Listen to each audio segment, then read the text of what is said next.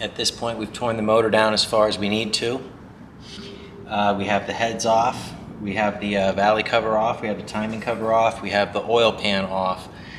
To get the oil pan off, we drop the steering rack and the front differential. This is as far as the teardown needs to go. We've already got the camshaft put in, we've got our block-off plugs installed, we got the crankshaft TDC'd on cylinder number 1. The dot on the crankshaft sprocket is facing 12 o'clock. We've replaced our timing chain tensioner. This one was okay, but these are really thin plastics. This truck has 80,000 miles on it. So whenever you're inside doing this job and you got these miles, it's just a good idea to replace anyway. These plastics are thin, and over time and miles they'll break. This is our camshaft sprocket. That is our camshaft phaser. We have used the tooling and opened this up and put in the 4-degree limiter, and it's ready to go back together. GM says you're not supposed to reuse this camshaft phaser bolt. GM says every time you take this apart, you're supposed to change this bolt. When we look at it, this bolt looks hourglassed right here, don't it? It just makes a nice little curvature going right from the shank before the threads. We replaced this bolt and we got a new one. Factory, GM, genuine part. It has the exact same little taper right between the threads and the head of the bolt. So there's some people, if you look around in some of the forums, that say that they reuse this bolt, and some people say, yeah, I change it every time. We're changing it, but I have the impression like that I could reuse this and it would be okay. As always, we put thread sealant or Loctite on the threads. The roll pin on the camshaft needs to be clocked at 9 o'clock, so that when we line up the camshaft phaser on the crank dot to dot, the hole in the roll pin lines up on the cam sprocket.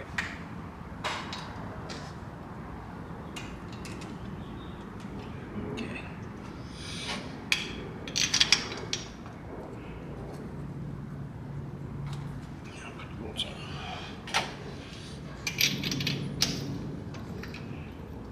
This cam phaser bolt gets tightened in 2 steps. First is to 48 foot-pounds.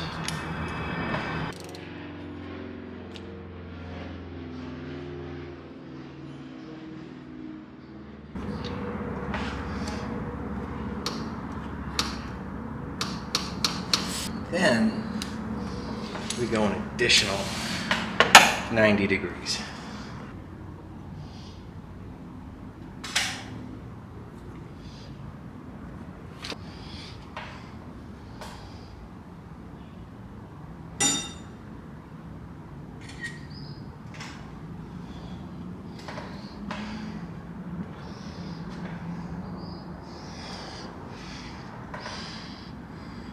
We lined up, dot to dot.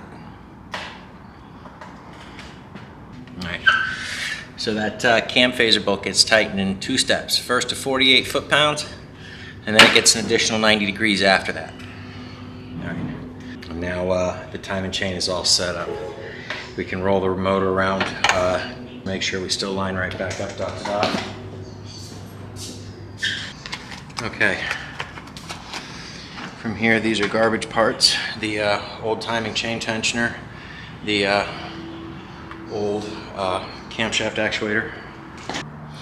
From here, we need to clean up the surface of our heads, or our deck, where the heads are going to go, before we start laying in the lifters and getting the oil pump drive back into the back of the valley before we get the valley cover back on. We're going back together, and hopefully it'll be back up and running soon.